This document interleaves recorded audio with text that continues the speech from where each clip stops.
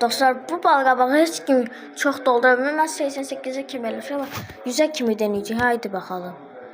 Belə atdıq, 14 gəldi. Atdıq 23, bir dənə də 38, 54. 80'də qaldı. Geç. 39, 53, 67. Qurtarma nə olar? 85. Bir tane 100 eləyəmədi ya. 15 tane qalmışdı. Olmaz. Düşməyin yerə. 2 tanesi düşdü burada. 3 tane, 4 tane düşdü. Oha. 76 en azı. En azı.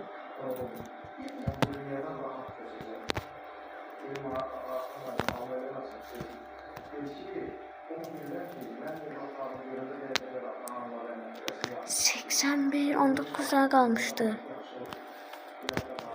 18, 36, 47, 64, 83. Bir tane 88'i keçeydi hiç olmasa. Bak hırda eləyəcək onu. Bak hırda. Yoksa olmur. 74, 82, 90, 94. Böyle sırsa yavaş eləyəndə olur. 5, 14, 18, 33. Bir tane attım. Haydi düştü. Ne kadar düştü hem de. Bu önce 94 geçmedi. Pazartesiden başladık. Gaza bir şey gelsin. 11, 24, 36. O bir tane düştü.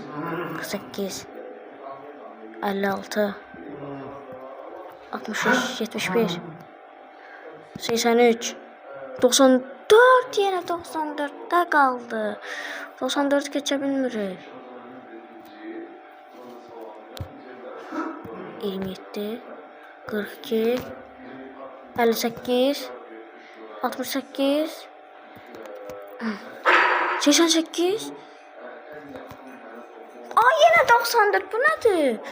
94'ü geçemedi ya. 13, 28, 2 tanesi düştü. 35, 90, 53.